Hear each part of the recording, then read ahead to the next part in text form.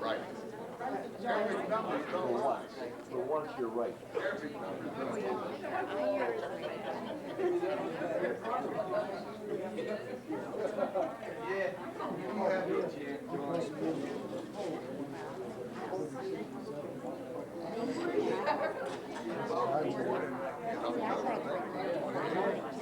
I told him he had to at least once twice. Don't forget, he played hooky in the first grade. He played hooky. First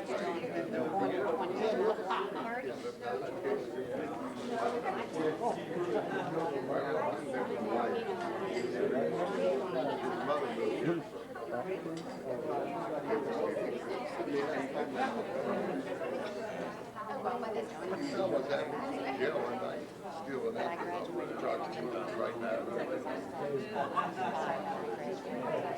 They had nicked their pants.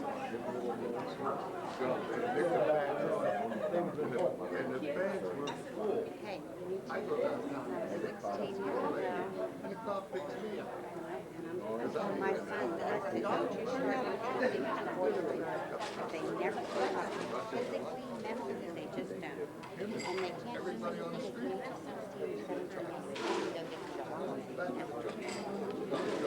Like that at the quarter all these girls like CCL, all those girls. They're older than me.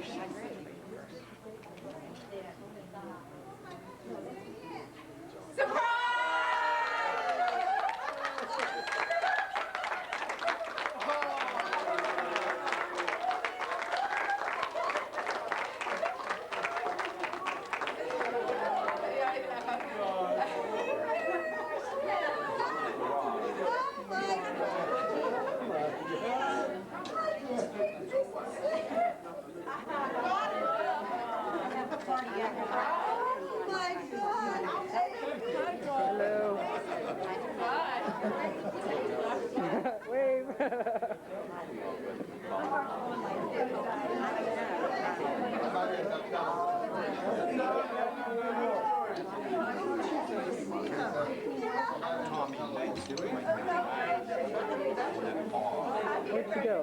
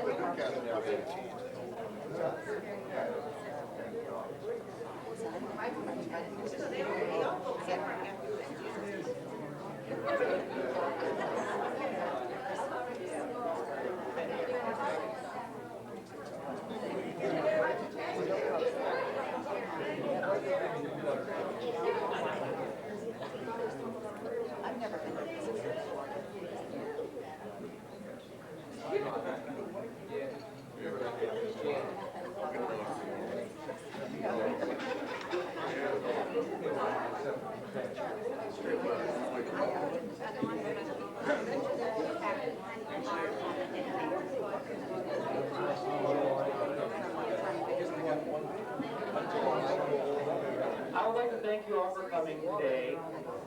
A little shindig. First of all, I'd like to introduce our wedding party. We have our guests of honor, Pete and Teresa Mike. To their right, we have the best man, Mr. John Martino. The maid of honor, Mrs. Dorothy Fiacco. The bridesmaid, Wanda Barth. And our ushers, Jerry Laval and Bob George. And now Mr. John Martino will offer a prayer before we eat.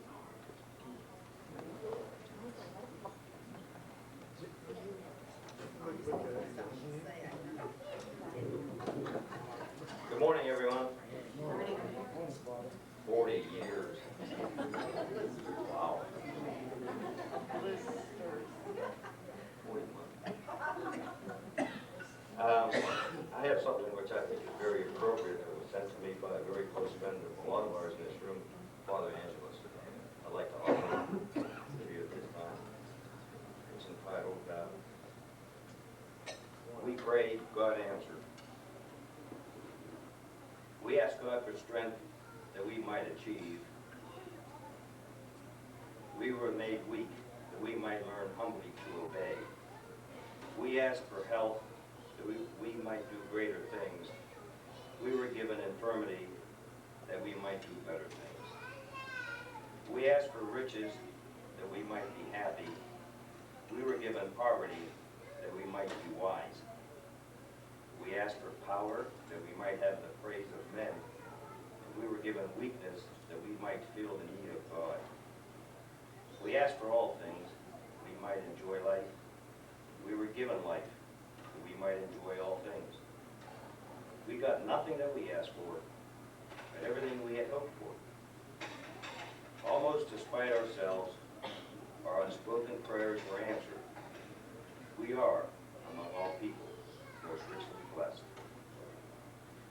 Bless us, O Lord, in these thy gifts, which we are about to receive from thy bounty, through Christ our Lord. Amen.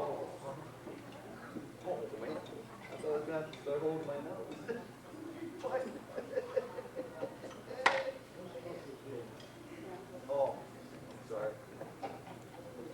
Okay, coffee and drinks will be served at your tables, but if you would like something a little extra, the bar is open right to your left.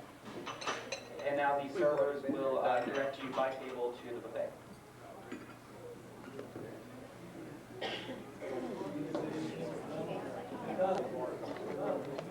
Did y'all enjoy your meal? Well, my sister and I would like to thank you all for coming here today. Everyone here is like family to us, so thank you very much for sharing this special day with us. And I would like to extend special thanks to Eva Martino for all the effort she put into for helping us. And the rest of everybody who has come a long way to join us today. Were you guys this ordered at the actual wedding? They never stop, do they? Well, we are gathered here today to honor two people that are very important in the lives of all of us, Peter and Teresa Mike. Well, when I found out I was going to be speaking here today, I was trying to figure out what I was going to say, and I was thinking, well, I could say they're the best parents in the world, but every kid thinks that their parents are the best parents, so that's not very, unique or anything. So, but I thought I'd talk about our family. We've done a lot of things together. How many vacations we've been on. I mean, we've been everywhere you can drive, because everybody knows Mom doesn't fly. And if they could build a free plane on Hawaii, we'd be in. What? Oh, is this thing on? Yeah.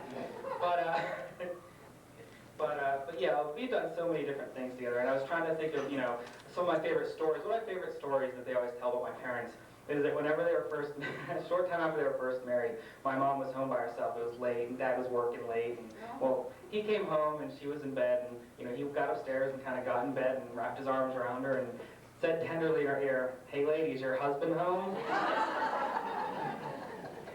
Well, the fact that he survived that, he could survive anything, except maybe Valentine's Day. For some reason, my father is famous for his Valentine's Day injuries. I mean, I can't count the times that he came home with, a bouquet of flowers or a box of candy, hiding a scar or something. But like I said, they've survived a lot of different things. But I was trying to think of, what to say about my parents, and the most important thing I could think of is something my mother said to me when I was young. I was going through one of my many crises, adolescence, you go through all that, and I was saying, oh, I'll never do this, and I'll never do that, and, she said to me, they used to pick on me when I was your age, and they used to say about me getting married to your father, and I told them, I will never marry Peter Mike. Well, it's been 40 years. So I just like to, on behalf of everyone here, and especially me and Marianne, I'd like to wish you a happy anniversary and many more. Now, I'd like to invite all of our guests, whoever would like to come up and share some favorite stories or anecdotes. The microphone is for you. Oh, don't make me the only one.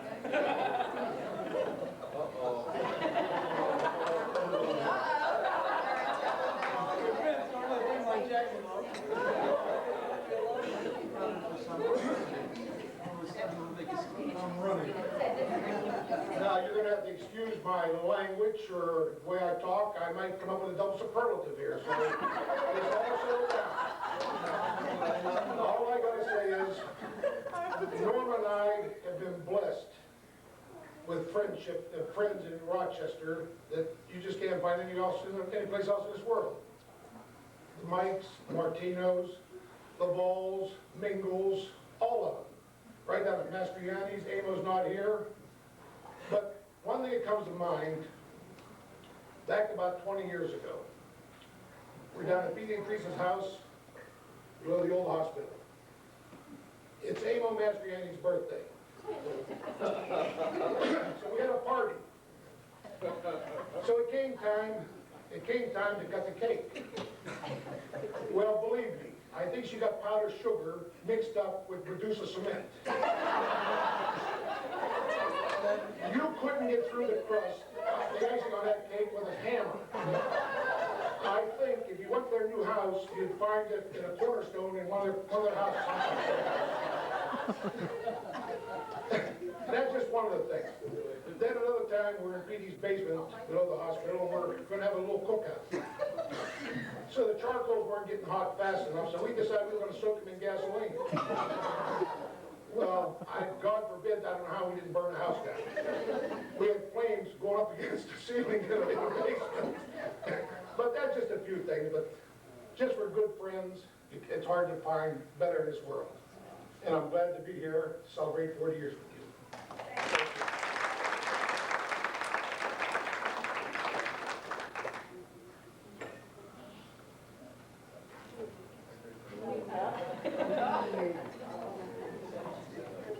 Who? Oh, I'm sorry. I didn't even bring it. You know, it's a great honor for me to be here today to honor my brother Knight, Petey Mike, on 40 years of Sellers.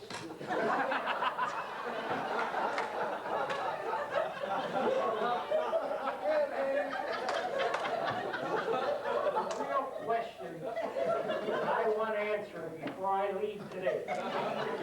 A.B. is here, Vince Pernesti is here, Johnny Menkel is here, the senator's here, my brother-in-law's here. I want to know who stole the lumber. That's the key question. This poor man worked 11 to 7 for 20 years, and each night he brought home a piece of lumber, and he stored it next to his house. The next one morning he gets up, it's all gone. Teresa gave it away.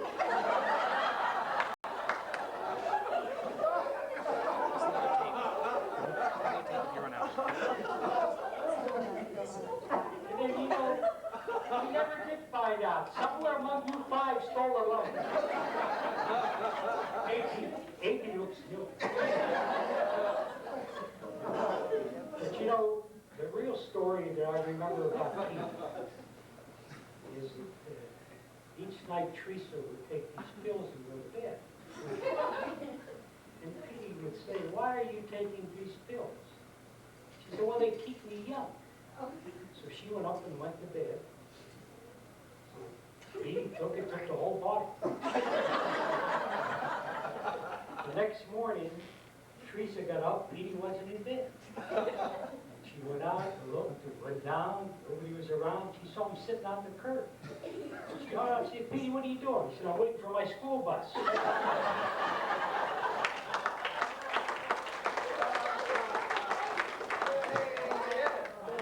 So on behalf of Nancy and I, we do thank you for your invitation. Congratulations on a great 40 years.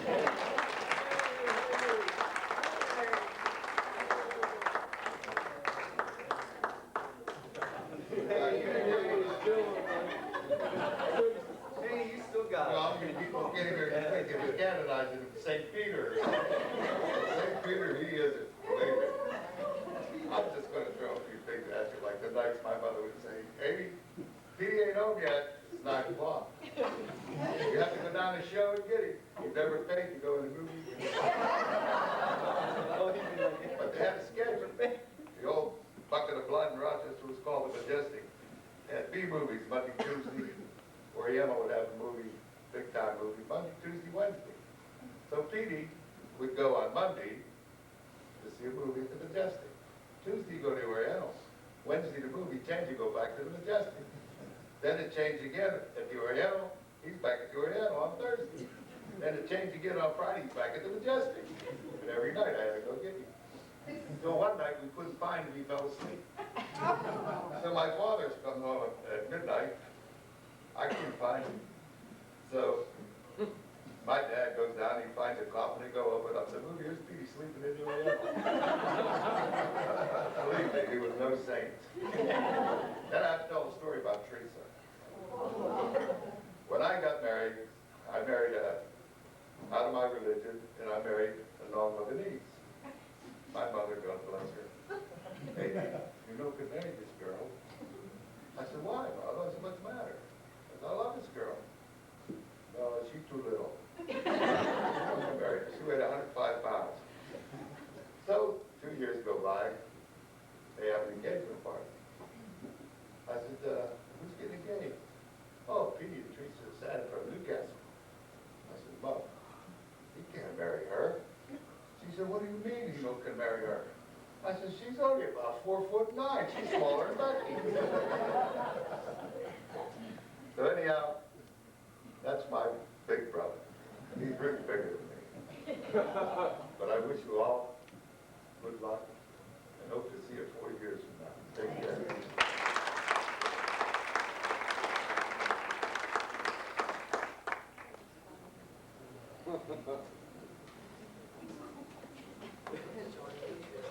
That's it, let's go out and call. Johnny is here.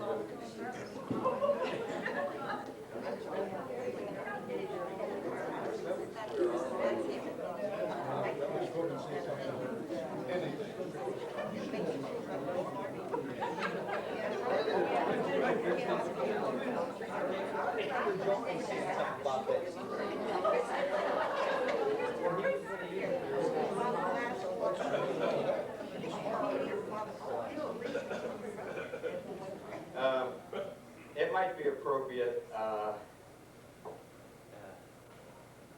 to toast the mics. And if I can remember right, 40 years ago, I think the toast went something like this, and I just want to add something to it, and I think that'll say it all. I think it's went something like, as you walk down life's path together, may health, happiness, and prosperity be your constant companions. May all your troubles be little ones. As I sit here and look around us today, 31 years later, 26 for Dawn, I think, you had no problems, no troubles. So 31 years later, but 40 years of marriage, I want to add that may the next 40 years be as good or even better as these. And may you live to see your children's little ones. As Mr. Pernesti said, and as my brother-in-law Bobby said, you probably could spend a week telling stories about Petey in particular. Our gang, which is assembled here, and all of you lovely people. And I think the reason for what Vince was saying about true friendship and love for one another really comes from families, family roots, family tradition. I marveled many times, and I'm sure Petey will tell you, I admired his dad. I can remember his dad. A well-respected man who walked the streets. I didn't know anybody who was a harder worker than his dad. And he was respected by so many people. So you stop and take a look at the Mike family, and there's a reason for it. And I think we're all blessed because I think we all come from good families. And that's where it begins, and unfortunately that's where our troubles are today. Anyway, we don't want to talk about politics. Donnie did steal that one story about sneaking home that night and wanted to know if her husband was home. He failed to tell you that she got up and started beating on him and screaming at him and knocked him down the first flight of stairs. Damn near killed him. Am I right? Right. I only have one little story. We had a group of people who belonged to a club. One of our trips to Lincoln Lodge in west of Columbus. No, I'm not telling that story. I mean, you could spend a week telling stories about him, but some of them are rather risque. And but anyway, there happened to be a piano player there, a sweet chick, really sharp.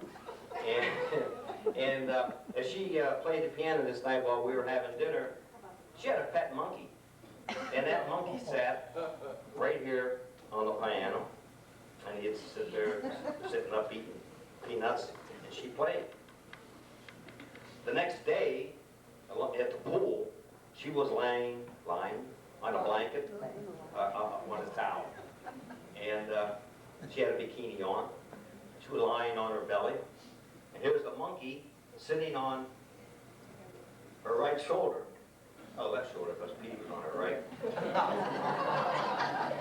All Google eyes, you know. At that time, the bikinis aren't what they are today, but still, she had a bikini on. And he says, "Oh, why don't we get that little monkey off of there? She doesn't have her straps to her bra tied." He sneaks into the lounge and gets some peanuts. Comes out and starts smoking those peanuts towards the monkey. And she doesn't see him. I mean, she's face down, you know, taking in the sun's rays. They got a little closer, that little monkey's looking. All of a sudden, the monkey darted off, and she jumped over her monkey, and there she was.